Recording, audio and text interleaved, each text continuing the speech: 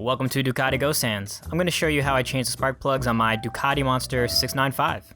I'll show you the tools and parts I used, how I removed my old spark plugs, how I put in the new spark plugs, and how I accessed one of the spark plugs by lifting up the gas tank. As you'll see, I am in no way, shape, or form a certified mechanic, but feel free to use this video as a visual reference to spark plugs on old Monsters. So the Monster's got two spark plugs, so I bought two new NGKs along with a spark plug gauge gapper, and I used a flathead screwdriver, a long one, used some latex gloves, and the spark plug wrench, which is located under the seat of the Ducati Monster. Now I've got a seat cowl, so I had to remove that before I can remove the seat, which is very easy. It's just two screws below on each side. For me, a long screwdriver is the easiest way to get mine off. You can also use a coin, but it's a little bit of a pain. Now here, right at the end, I'm gonna drop the screw, because I'm dumb. There it goes on the floor, and I lose that one. And I'm gonna try and get the one on the other side, but I'm still dumb, so it's just gonna fall out of my hand. But now I can just pull my seat cowl off, and I have access to remove my seat. I'll just put the key in, twist it clockwise, forget to leave it clockwise, twist it clockwise again, lift the seat up, and the seat's out. Now I'm gonna flip the seat over to gain access to my Ducati toolkit, which will have the spark plug wrench inside. So you just unscrew that guy up top, and that compartment will open up. Undo that band, and then you have access to your pouch, which will have a screwdriver that's both flathead and Phillips head, and then you have your spark plug wrench. Here you might also want to take off the gas tank prop, which is on the bottom, which I can't show you right now because the previous owner of my bike kept it. Alright, so here on the left side of the bike, we're gonna pan up to the first spark plug that I pulled off. There it is, spark plug boot. Right there. So I went with the trickier one first. Started by unplugging the boot. All I had to do was just pull it off. And then there it is, the old spark plug. Now, I'm gonna try and use a spark plug wrench to undo the spark plug, but it won't fit because the gas tank is in there. So to detach my gas tank, I made sure that my wheel is straight, and then I just push down on this latch and disconnect the gas tank from the ignition housing. And I also made sure that my gas tank isn't full, because if you lift up and your gas tank is full, fuel's gonna start to drip out. As you can see, it's very simple. A man as weak as me can lift it up, and now I've got easy access to my top spark plug. So I'll just take the wrench and use the hex side, push it down on the spark plug, and I'll line up the hex pattern on the wrench with the hex pattern on the spark plug. You can see I have a lot of trouble because I am a very weak man, so I put my flathead screwdriver through to give me some leverage. You can use that bar that's also in the toolkit to go through those holes and give you some leverage, but as you can see, the spark plug starts to unscrew easily now.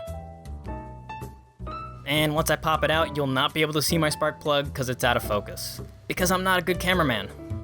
Now at this point, I want to make sure I do everything quickly because my cylinder head is exposed, and I don't want any dirt or debris to get in there. So I'll take out the new spark plug. NGKs are well protected, so usually you don't have to worry about the gap between electrodes, but I do think it's important to check. You can see it next to the old one there, and I did make sure that the part numbers are the same. I'll use a spark plug gap gauge to make sure that the electrodes are the correct distance apart. Here, it'll say that they need to be between 0.6 to 0.7 millimeters apart, but in the manual it says between 0.7 and 0.8 millimeters, so I'm just gonna gap mine at 0.7 millimeters. I'm using my old spark plug here just for demonstration purposes, but this is what I did to my new spark plug. And I'll also include a link to a video that shows you how to use a spark plug gauge gapper. Now, I always apply anti-seize lubricant to the threads of my new spark plugs. I just apply like the size of a pea. And this just keeps the threads from corroding, and it makes the spark plugs easier to take out next time I have to remove them. But I made sure to not put any anti-seize anywhere else on the spark plug, just the threads. Now I'm just screwing in the new spark plug the same way that the old one was in there, with the electrode going in to the cylinder head. Twist, twist, twist, twist, twist, twist. I probably should have cut this footage short. There's not a lot to say here, but hey, there we go. So now I'll use a spark plug wrench to tighten the spark plug. According to the manual, if you don't have a torque wrench, you should hand tighten it and then turn it an additional half turn. But if I did have a torque wrench, which I do, I just don't have a socket to go over the spark plug, I could have done 20 Newton meters of torque, or let's think it's about 14 pounds of torque. And then I'll just make sure my spark plug boot is on there secure, and I'm done. Spark plug number 1 complete. Because my wheel is turned straight, I have room to put my baby ghost left hand onto the clip and make sure it stays aligned with the attachment point when I push back this latch, and it's secured. And now, on the same side of the bike, I'll pan down to the easier of the two spark plugs. It's down, it's further, there's my helmet lock, and there's a spark plug boot, which doesn't have a fuel tank in the way, so it's a little bit quicker. So I'll just pull this one off. This one takes longer for me to pull off than the other one because I didn't pre-pull it off before I recorded, but there's my old spark plug. Now I'll use the hex side of the spark plug wrench again, same way as the other one. Line up the hexes, push it in, and twist counterclockwise. This thing comes off easier than the last side, and quicker because I cut out some of my twisting footage. Here's a close-up, and you can Google search what spark plugs should look like when they come out of an engine and what they mean depending on what they look like. I'm at 24,000 miles though, so I decided this was a good time to do the $10 tune-up. And after I've made sure that this one's gapped to about 0.7 millimeters, and I put anti-seize lubricant on the threads, it's ready to go in. As you can see, it's a fun, tedious, monotonous, stupid to watch on YouTube process. I'll make sure it's hand tight, and I'll give it that extra half twist at the end.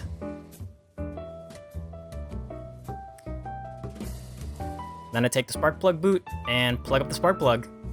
Make sure that it's on there snug. And now I'm done with the final spark plug. Last two things that I do is start her up to make sure that she's running all right, and then I'll record my mileage so I know when I actually did this, when I come back and do it again in 25,000 miles. And that's it for the first Ducati Ghost Hands visual aid reference guide to Ducati Monster things.